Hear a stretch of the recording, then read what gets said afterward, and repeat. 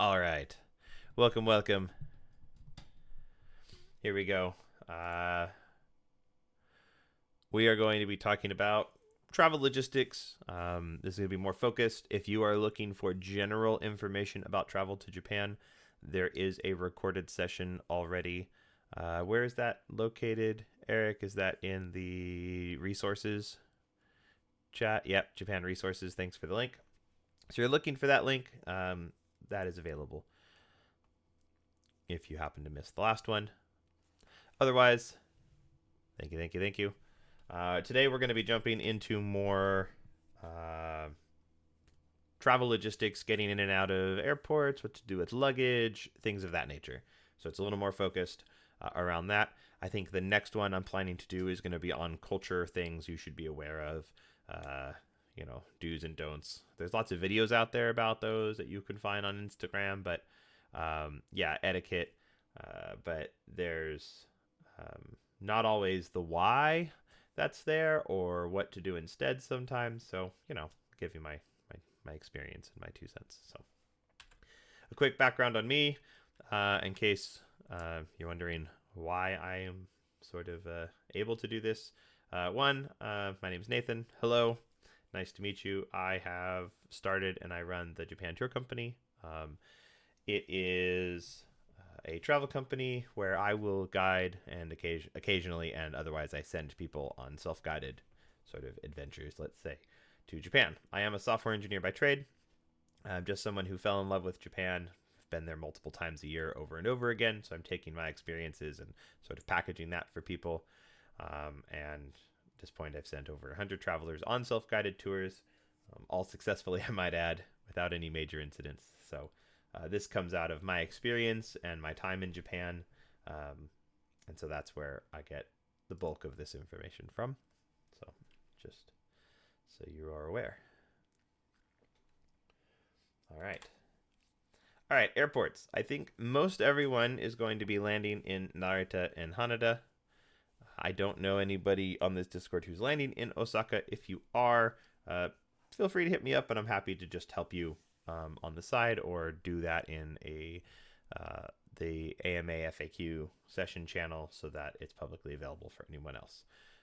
Since I know most people are going to be landing in Narita and Haneda, I did focus on those specifically. Both of those have buses and trains, but each one is going to have its pros and cons depending on what you're looking for. And buses generally are cheaper than the trains, though I would say that's more true of Narita than Haneda. Haneda is, since it's closer, the trains are generally cheaper. For Narita, it's kind of the other way around. Buses tend to be cheaper but take longer, things like that. And we'll dive into the details of that in a moment here. And basically, I don't know why I said not. It was supposed to be don't. I must have accidentally deleted or something. But do not, I should say, use taxis. Unless you're getting in at 1 a.m. or something, and there will be no buses and there will be no trains, I would really highly encourage you to avoid taxis. They cost a lot of money. They are really not, worth the expense. It doesn't really get you there any faster than the buses, or not that much faster than the buses. Buses have to make stops, but that's about it. So I would dissuade you from that choice. So when you are looking for, when we're talking about, right, when you're talking about these transit things, there's usually a couple of different companies that run this. There's the JR company, there's the Keisei, there's a few of these. Keisei will tend to be blue, just FYI, when you're looking for these various counters, they will tend to be blue. So if you're looking for the Keisei, look for the blue counter. You can always ask somebody, but generally that's, it says Keisei at the top and has their schedule for their express trains. Just be aware that generally the counter is blue. And JR, while the JR logo is green, their service centers tend to be red. So just something to keep in mind, that when you're this one's in Narita, for example, when you are looking, based on if you've picked and chosen your pick your chosen method of travel, which depending on which one, these are the various kind of what they look like. Get a basic idea. Okay. All right. So Narita, I put some basic info up here. I'm just going to talk about it. Trains are usually stopping around 11 p.m.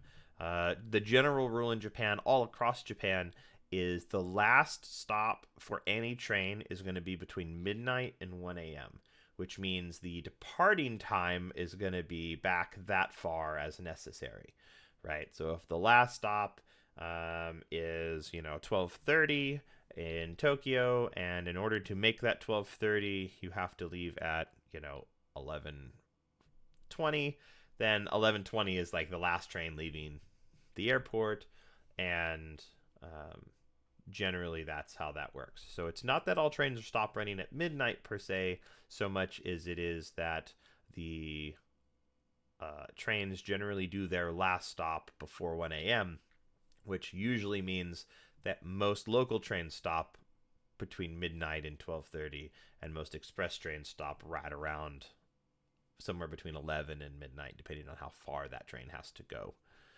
So just keep that in mind. The Narita Express, I'm going to add some color commentary to these. These are the trains. The Narita Express will cost the most. And by the way, all of this is into Tokyo Station. So the prices will vary. I know that a lot of you guys are going to Makuhari, and we're going to talk about that. But primarily right now, just getting into Tokyo, this is going to Tokyo Station. So keep that in mind. The Narita Express is 3,000 yen, roughly, and takes about an hour, and will take you directly into Tokyo Station. It does require a seat reservation. You can get it right at the JR office there. They'll just put you on the next one. It's very much like a bullet train where you have seating facing forward, overhead, and even luggage storage at the ends of the cars. So it's really, really convenient, because if you are going into Tokyo Station or Shibuya or Shinjuku, even Shinjuku, I think is 3,800 yen. But if you're going to any of those, it's essentially a express, almost nonstop ride with no transfers that you have to worry about. So if you've got luggage and you don't want to have to get on this line and then transfer to this line and then transfer to that line and get where you're going, and you just want direct, it's worth the money, it's comfortable, and it's good. So the fast alternative that's cheaper is the Keisei. The Keisei Narita Sky Access line. It's an orange line when you see it on the maps, and it takes a more slightly northern route, and it will touch into Skytree area and Osakusa. So if you are staying in Skytree area, Osakusa, any of those areas, the Sky Access is going to be a more direct route for you. It's also less money, coming in just under 1,500 yen, and doesn't take that much longer to get to Tokyo Station. It will require that you... this might require a transfer, depending on the... I believe there is Sky Access that goes directly to Tokyo Station, or right next to Tokyo Station, but not every single departure might, because some of them branch. Go there and you might require one transfer. That is possible. So, but this is, again, roughly the cost that you're looking at. And then the Skyliner is also an express, but the Skyliner requires you to take local, whereas I think the Sky Access in many cases does not, which is nice. Skyliner plus local, you're looking, it's a bit more money, and again, it's not, the recommended route due to cost and time compared to these two. I mean, I know that because of the local transfer, right? If you're paying this much, it'd be nice to not have to transfer at all. If you're going to pay this much, you might as well go express, right? At least that's how it is in my mind. So just something to consider based on when you land. All of these are generally available every 30 minutes, roughly, on various schedules. Maybe 20 to 40 minutes, depending on their schedule and things like that. So pretty much anytime you land, you're going to be fine in terms of, unless you're landing very, very late or very, very early. So in terms of buses, these are usually what we call limousine buses. They also stop around 11 p.m. There is an express bus that will go to Tokyo Station. It is about 1,500 yen and takes about an hour and a half. There is a bus counter. I don't have a photo of that Usually you just walk up and say, I want to go to here. And they will say, oh, you want this one. And here, you pay your 1,500 for your ticket. And then they'll say, go to bus stop, 8. And you just go right behind the counter and exit. And all around the ring, there'll just be big stops, every 100 feet or so with numbers on them. And that's where just that bus is going to stop. You just go stand in that line and basically get on the next bus that shows up. That's basically how that'll work. The disadvantage of buses, I would say, is just during traffic time, right? If you're getting in at 5-6 o'clock, it might take a little longer. It might take 2 hours or 2.5 hours if you're right there in rush hour, because it is taking, highways and things like that. So just note that the time can vary, whereas trains, generally, they're always the same, right? The track is always the same track. Trains have their schedules, whereas the buses, they're dependent on traffic. So I think an hour and 30 is the ideal time. It could take longer. So this is from Narita Airport. It is further away from Tokyo Station, so everything takes a bit longer to get there. So something to note. From Haneda, it is closer. However, there aren't really express options going into places like Tokyo Station or Shinjuku and things like that.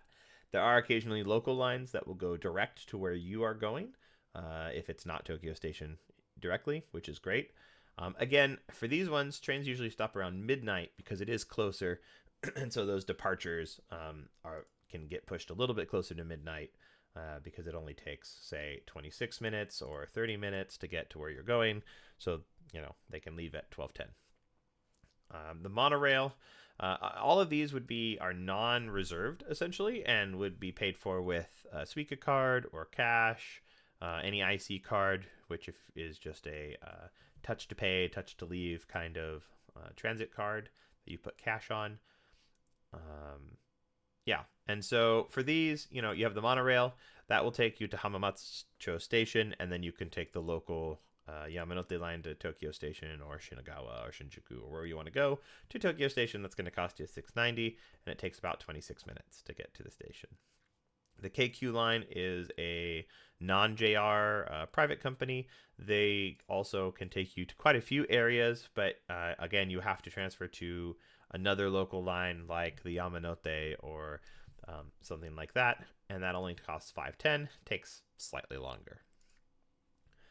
The buses out of Haneda are a little bit cheaper, not much though, than out of Narita, and take a bit longer, and there's only 6 per day. The reason for this is just that the train system around Haneda is so much better than it is around Narita, because Narita is so far that they really just don't have a huge need. Now, there could be other exceptions to this. I'm sure there are other bus companies operating. I'm sure there's other buses, local buses even, that you could ride instead of the express buses. I don't know all of those offhand.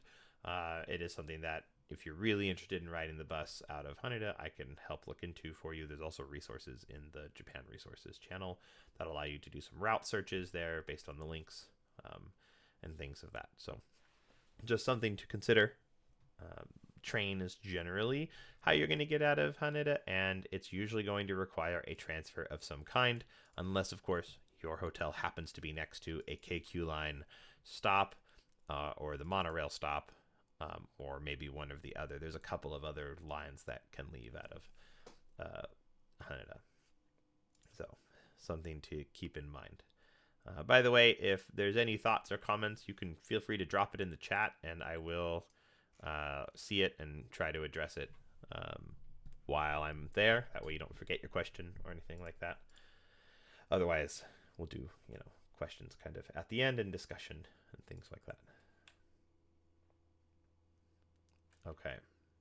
So that is general getting into Tokyo from Narita, getting into Tokyo from Haneda. Now let's talk about Makuhari. So a lot of you are putting Star Wars Celebration as the first thing that you're doing when you go to Japan, and Makuhari is where you want to go. You can go to Tokyo Station and then transfer to the KO line, and then do all of that. That is certainly an option if you want to use trains and only trains. Um, However, that is not the only option. There are some trains to, let's see here.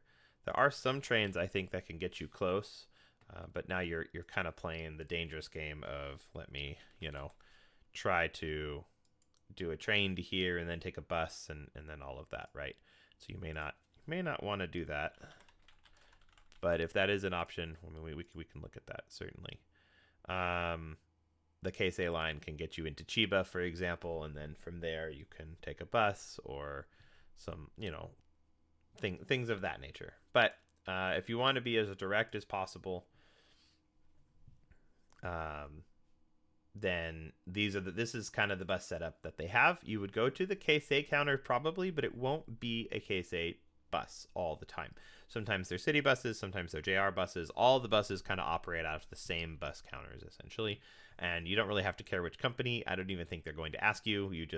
What you want to do is let them know which hotel you're going to, and specifically you want to reference Makuhari. It's very common for them to have people going to there because of all the different, it is the convention center. They get a lot of people going out that way.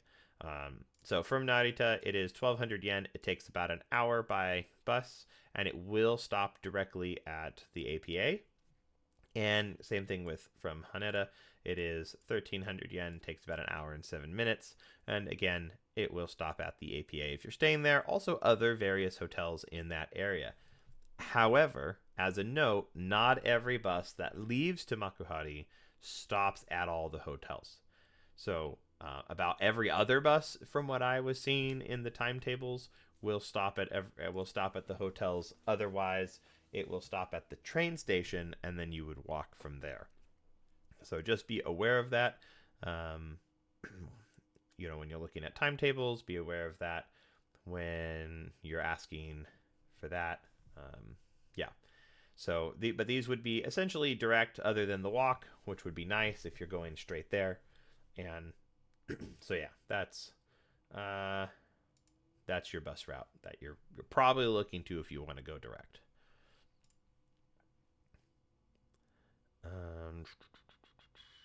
All right, so Ceruleum, leaving Haneda would be better by train, or even easier if the hotel is on the KO line. Yeah, I mean, the KO line connects directly to Tokyo Station, so not necessarily to Haneda. So that is the one frustrating point, is you'd have to get to Tokyo Station and then do that transfer. The transfer, unfortunately, from the Tokyo Station lines to the KO line is a long walk. That is the most annoying part. It is it's more than a quarter of a mile, so that's through the underground and everywhere. It's really annoying. It's direct and there's signs, but it takes a bit to do that. But if you're already staying in Tokyo, then yeah, that's fine. Anywhere along the KO line works really well. Though the further out you go, the further from Tokyo gets. So if you're planning to be in Tokyo, we can talk about some of that offline as well. So awesome. All right. Okay, so this is your basic getting to and from the airport information. There's always going to be more ways than what's listed here.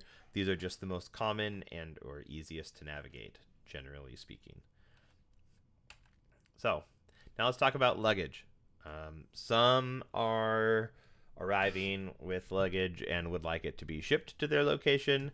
Some are arriving with luggage. Maybe you have your cosplay and you have separate luggage for your cosplay and you don't want to haul it around the entire time and you want to store it somewhere, right? There's always these different options. So we're going to talk about luggage real quick. Generally speaking, and I just realized I didn't put the image up, but generally speaking, you want the linear measurements of your luggage, and I think this was on the last presentation, to be 160 centimeters or less, or 63 inches or less. That's measuring the height, the length, and the width, and just adding them together. You're not doing volume or anything like that. Just take all three measurements, add them together, and 160 centimeters and 63 inches. This is your One, it's good because then it's not considered oversized for things like Yamato, things like that, and you don't pay extra usually, though I haven't verified the exact dimensions and pricing lists for Yamato. And also bullet trains. Specifically, if you're going from Tokyo to Kyoto, Kyoto to Tokyo, that is the line that requires you to get reservations for larger luggage.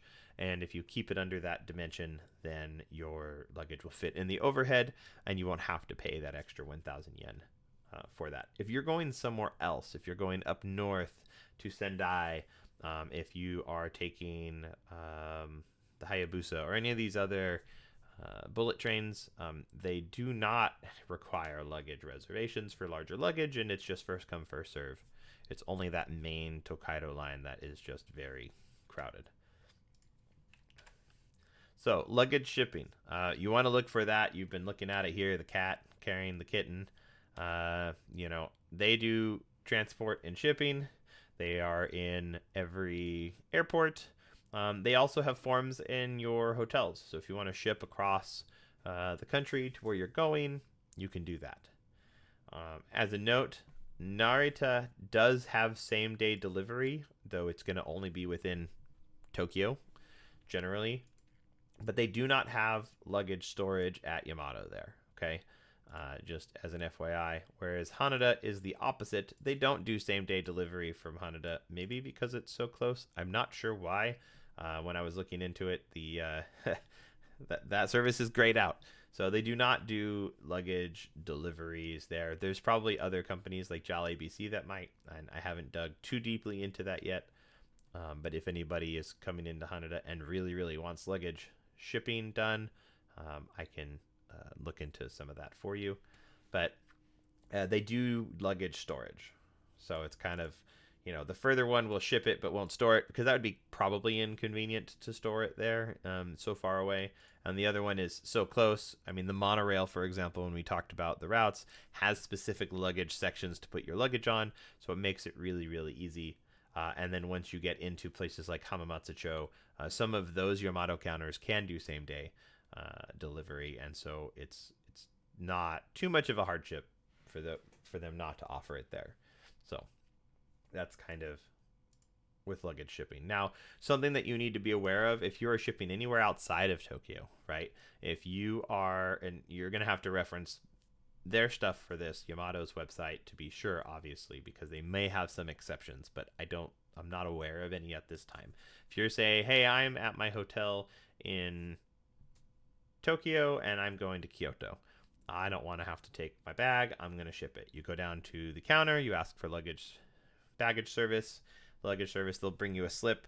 You give them the name, you show them the address of the hotel, they'll fill it in. You can ask them to fill it all out for you. Here's my bags, here's their sizes. They'll take the money, right? You can verify all the information and all of that. It will take 24 hours or more than 24 hours, meaning that you should always have with you a backpack with a change of clothes, your medications, your toiletries, things of that nature, if you are going to ship across country from, say, Tokyo to Kyoto and beyond. That way you can expect to have one night without your luggage. So that's just something to be aware of. Also make sure that the name you're using matches the name of the reservation. Okay, while they will not lose your luggage, generally speaking, because they are very, very reliable, the hotel, if they receive luggage under a name that has no booking in the next 24 to 48 hours, right, they will reject it and it will get sent back. So just be very aware, or it could happen. I'm not saying it will, but it could. So you don't think, oh, I'm going to ship this out to a place I'm going to stay in a week. It will get rejected and come back. You can't do that. They are not going to hold that for you for a week if you don't have that. You can always try to contact them in advance. If you're booking through something like booking.com, there's chat features where you can ask questions and you can try to arrange for anything like that in advance if you want to. But if you do not communicate with them in advance and you try to send something, that may not work. It is common, though, for people to say, hey, I'm going to take one day up into the mountains of Hakone. I'm going to ship my luggage forward to, because it always arrives the day after, right? So, or within 24 to 48 hours, I'm going to ship ahead to Kyoto. I'm going to spend my day in Hakone. And then the next day I'm going to go to Kyoto and me and my bag are going to arrive at the same day, which is my check-in day, right? That's a common scenario that works pretty well because the bag will arrive at the on check-in day essentially. So just keep that in mind. It's fantastically reliable, but you can't just ship luggage to a random hotel where you're not booked. They may not accept it. So, and then it'll just go back to Tokyo or wherever you shipped it from, and then you're going to arrive and have no luggage. So, yeah, we don't want that. Now, for storage specifically, you may say, you know what, I just did, you know, celebration, I have cosplay, I bought a ton of stuff, I really don't want to carry this all around.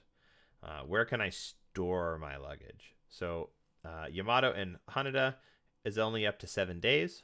However, JAL ABC can go up to 30 days, and they are both at Narita and Haneda Airport. So this is certainly an option for you, especially if it's, upon arrival. Haneda is not that far. It'd be okay to make a quick trip out there, before, and then maybe taking the limo bus after you've picked up your stuff to, Makuhari, or maybe vice versa, right? Makuhari back to the airport, store your stuff, and then take the trains to Tokyo Station before you hop on a bullet train. Certainly, this is an option. The price is gonna range from like $250 US to $6 a day. I'm assuming depending on length, so it can get pricey if you're gonna do 2-3 weeks. But just be aware, space is a premium, right? That this is an option. However, if you're like, hey, I'm already out here, I don't want to have to go back to an airport, I don't want to have to do something like that, you can do Bounce. Bounce is what I'm dubbing, and this is not their line, but I'm dubbing it the Airbnb of luggage storage. Essentially, you might be a ramen shop that has extra storage space, and it's not doing anything for you, so you can list that storage space on Bounce, right? There's lots of various shops and places that offer luggage storage. You pay for it on the website directly, you show up, they take your luggage, you come back, you pick it up. And so if you are, hey, I'm going to bring my luggage with me into maybe Tokyo Station area, I'm going to, instead of paying for storage maybe at Tokyo Station, because lockers are only usually 3 days, luggage storage might be more expensive right there in the station, you can check Bounce and find somebody nearby, store your luggage with them, and then when you return to Tokyo, pick it up from them. So just something to consider. I have not personally used Bounce. So just as an FYI, I haven't done that yet. I might try it out on my next trip, but unfortunately that's the same time you're going. So I can't 100%, but I do know people who have used it and it worked out fine. So just some clarification there. All right. So that is everything I have on basic luggage storage and shipping, in terms of kind of what to expect and what you might be looking into. It can get pricey for long periods of time, so just be aware. All right. I do have one more thing to cover, but before we jump, which is going to be how to use Google Maps effectively. But before we jump into that, I just want to open up the stream for any questions. I'm going to switch over to, there we go. And I'm going to stop sharing my screen here. And so if you want, you can raise your hand. We can add you on to the stage.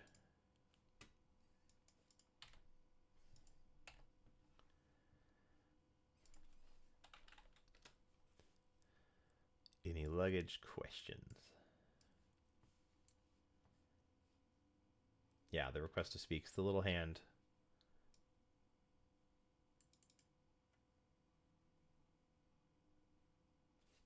Cool. All right. So if you do, just go ahead and go for it. Otherwise, I will forge ahead here on the last little bit, which is going to be how to use Google Maps kind of effectively in Japan. On your phone, it's going to look a little different than it's going to look here on the screen. I'm going to share my screen again. And I'm going to switch the recording back to there.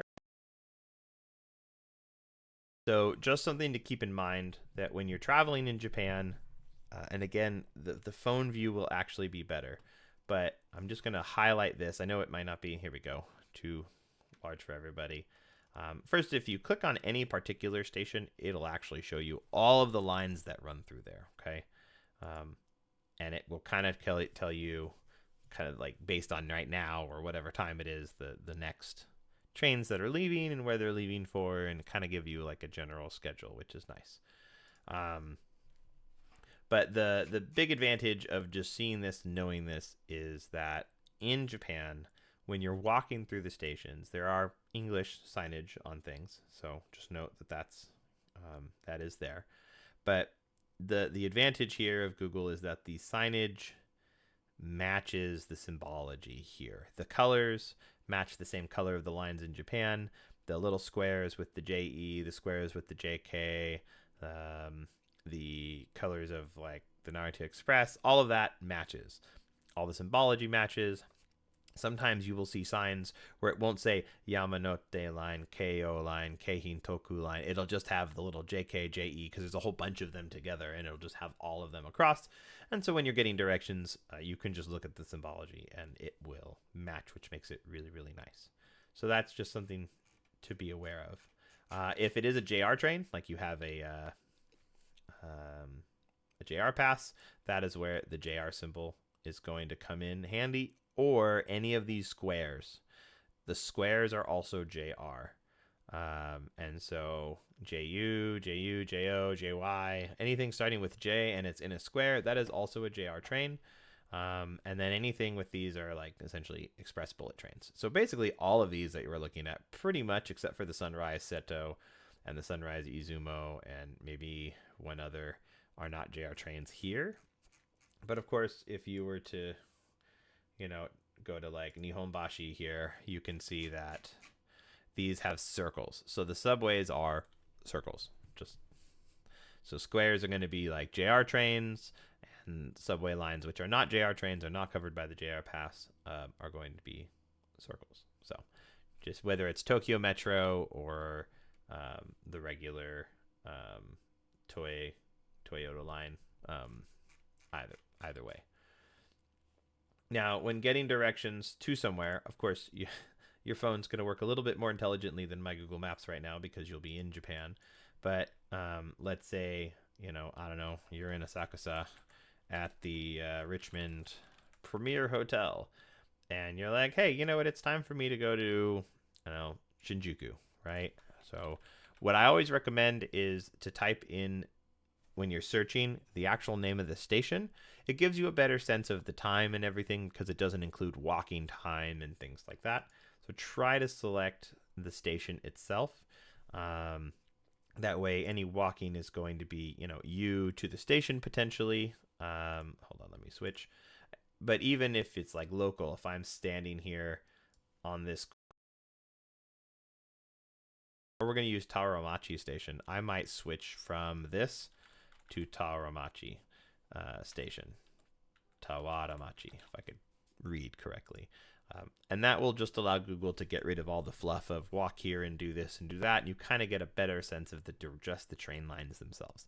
So just something to consider. You don't have to do it that way. It's just kind of nice to zero in. On your phone, you're going to have options. It's going to look different than this. It's usually a little strip bar right below the search. It'll ask you what your preference is. Other than, of course, doing something very specific that requires buses, I highly recommend that you use the trains 99% of the time. They're easier to navigate. They're guaranteed to have English on them, while not every bus line is guaranteed to have English. And so you can check off all of the subway, train, tram, and light rail options in your route options on your phone, so that you just don't get as many bus suggestions, or at least any bus suggestions are on top.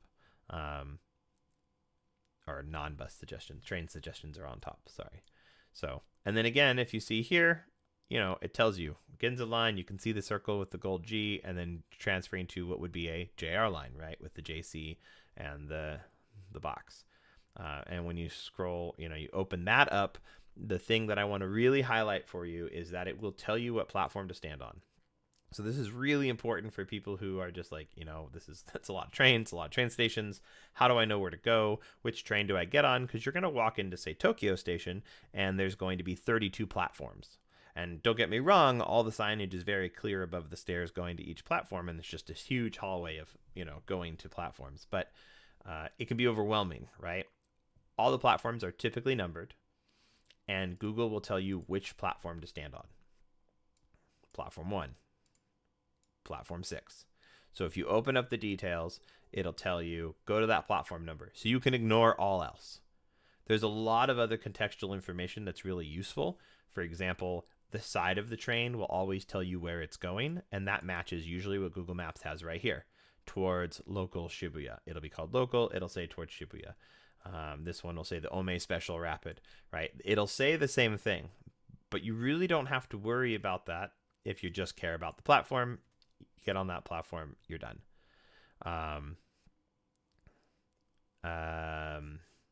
Yeah, so that is a really strong advantage of using Google Maps. It's very accurate. I've never gone to a wrong platform because of it. Not saying it can't happen, obviously, disclaimer, but it's never happened in all my travels to Japan. So it's really, really nice. The other thing that doesn't work on here, but does work on the phone, is if you were to click this guy, this just opens up to the other stops. What will happen on the phone is it'll actually tell you when the next times that the train leaves are. 9:42, and then maybe 10:01, and then 10:25, and so on and so forth. So that way you can see that. Pretty much, if it's a train that doesn't have a seat reservation, meaning a bullet train, a Narita Express, the Keisei line, and the Sky Access, all of those kinds of things. If it's not a reserved seat train, you really don't have to care about the schedule. You don't need to worry about, this one says 9:42. I need to get there at 9:40. I want to make sure I have enough time to get up to the platform. And if I don't make it, what's going to happen? You don't need to worry about any of that. Just show up. If you get there a little early, there might be a train waiting for you. If you get there a little late, there's going to be a train in 5 minutes. Anywhere between pretty much 4 minutes and 15 minutes is the general, especially in the city. You're going to be no less than 12 minutes between trains. So unless you have a very tight schedule that you're adhering to, you really just don't need to stress about schedules for local trains just traveling in and around the cities. As you get further away from Tokyo, those times between trains can spread out.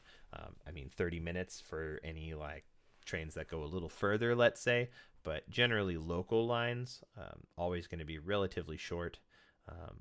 The bigger the city, the shorter the time. So just something to be aware of in terms of navigating Google Maps, what everything means, what you're looking at, and all of that. Califono asks, do the metro stations and metro lines have cell phone internet coverage? They do generally. It will be spotty at times, but yes, you can navigate. There are a few exceptions to that. For example, this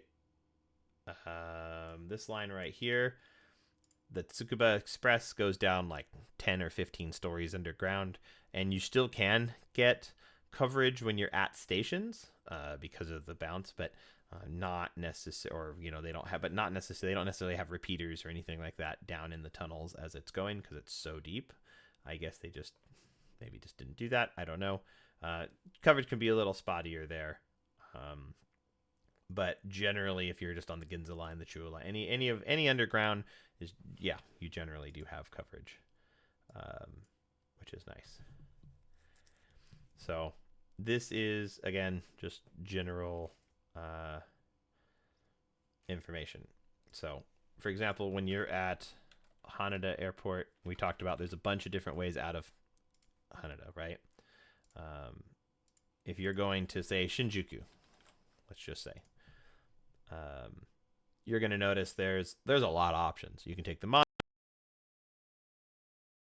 to the Oedo line. You could take the monorail to the Oedo line. You can, and so on and so forth. And there's a lot of various lines. There's really no wrong answer. And I really do mean that. There's no wrong answer. There's perhaps a simplest answer or but generally speaking, there's no, the monorail to the Yamanote line is a very easy transfer to do. You just follow the crowd. There's only one place to go. When you get to the transfer, it's either exit or go to the Yamanote line, right? And everyone's going to the Yamanote line, so you just follow the crowd. Very, very simple. The KQ line to the Oedo line, also a pretty simple transfer. So generally, the Marunouchi line might be a little bit of a longer transfer. It's not so bad. So just realize that, you just go by time. You could go by whatever you want. It's not going to be an issue. Again, gives you all the platform numbers, so you don't have to worry, and you're good. Okay. So that's kind of my suggestions for using Google Maps, how to use Google Maps effectively in Japan, and just the anatomy of it and what you should know. So, all right. Are there any questions?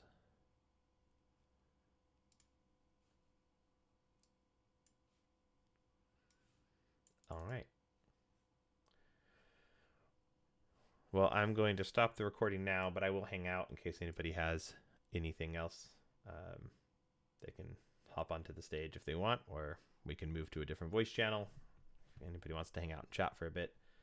But that is it. I think next in a month, we're going to just talk about etiquette, culture things, stuff like that. If there's anything you want to see, please, feel free to drop a line in one of the channels, ping me. I'm happy to address specific questions, either one-on-one or in a setting like this. So